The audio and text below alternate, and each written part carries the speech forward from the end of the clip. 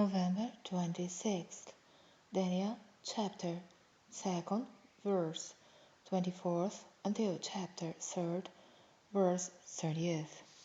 Therefore Daniel went in unto Arioch, whom the king had ordained to destroy the wise men of Babylon. He went and said thus unto him, Destroy not the wise men of Babylon, bring me in before the king, and I will show unto the king the interpretation.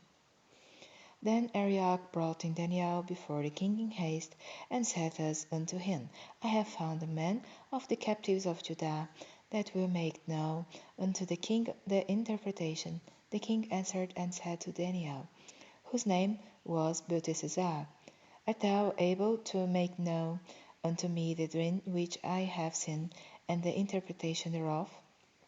Daniel answered in the presence of the king, and said, The secret which the king hath demanded cannot the wise men, the astrologers, the magicians, the soothsayers show unto the king, but there is a God in heaven, that he revealeth secrets, and maketh known to the king Nebuchadnezzar what shall be in the later days. Thy dream and the visions of thy head upon thy bed are these. As for thee, O king, thy thoughts came into thy mind upon thy bed, what should come to pass hereafter, and he that revealeth secrets maketh known to thee what shall come to pass. But as for me, the secret is not revealed to me for any reason that I have more than any living, but for their sakes that shall make known the interpretation to the king. King, and that thou mightest know the thoughts of thy heart. Thou, O king, sawest, and behold, a great image. This great image, whose brightness was excellent, stood before thee, and the form thereof was terrible. This image's head was of fine gold, his breast and his arms of silver, his belly and his thighs of brass, his legs of iron, his feet part of iron and part of clay. Thou sawest still that a stone was cut out without hands, which smote the image upon his feet that were of iron and clay, and brake them to pieces. Then was the iron, the clay, the brass, the silver, and the gold broken to pieces together, and became like the chaff of the summer threshing floors. And the wind carried them away, that no place was found for them. And the stone that smote the image became a great mountain, and filled the whole earth. This is the dream, and we will tell the interpretation thereof before the king. Thou, O king, art a king of kings, for the God of heaven hath given thee a kingdom, power, and strength, and glory.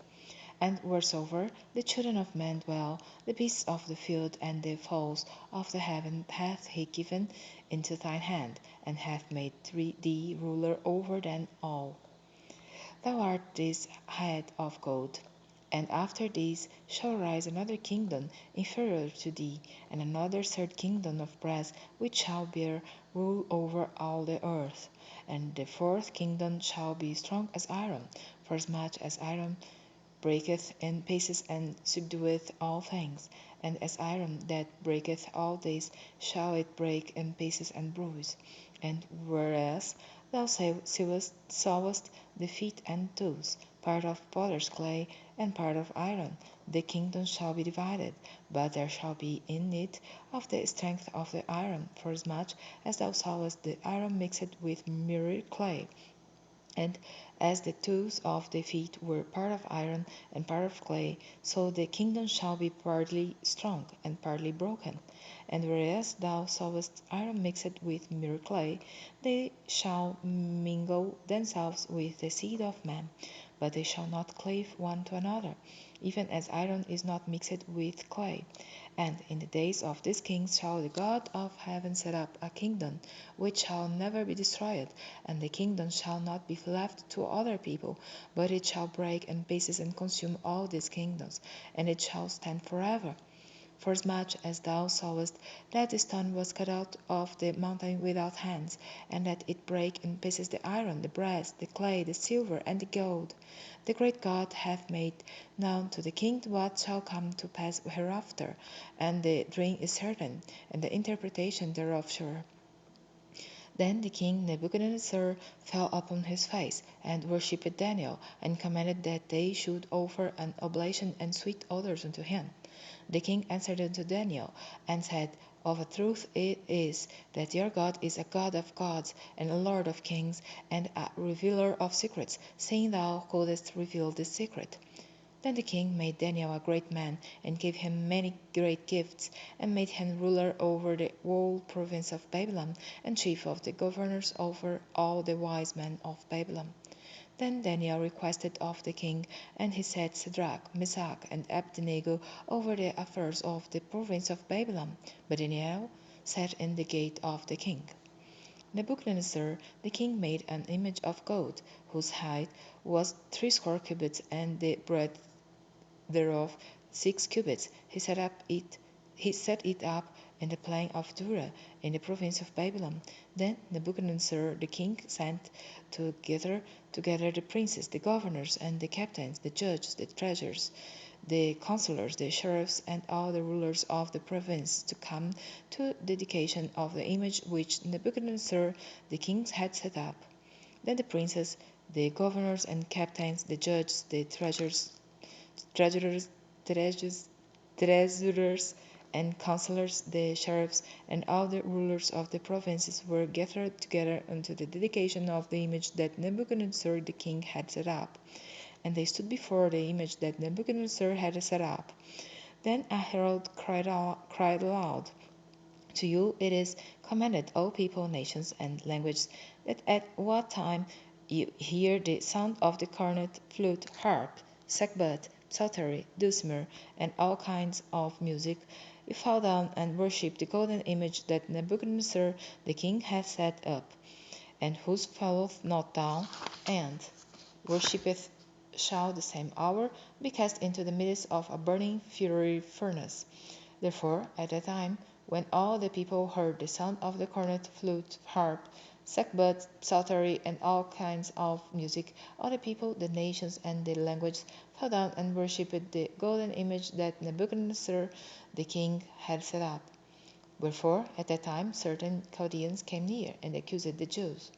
They spake and said to the king Nebuchadnezzar, O king, live forever.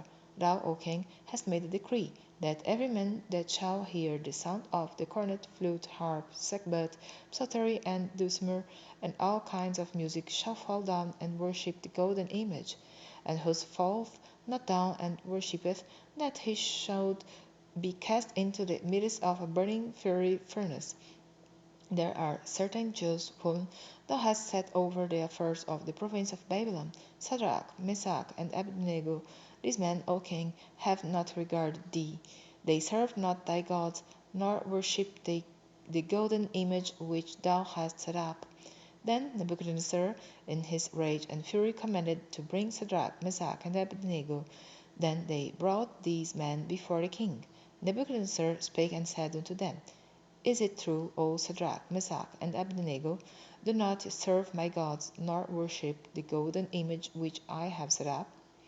Now if you be ready, that at what time you hear the sound of the cornet, flute, harp, sackbut, psaltery, and dulcimer, and all kinds of music, you fall down and worship the image which I have made, well.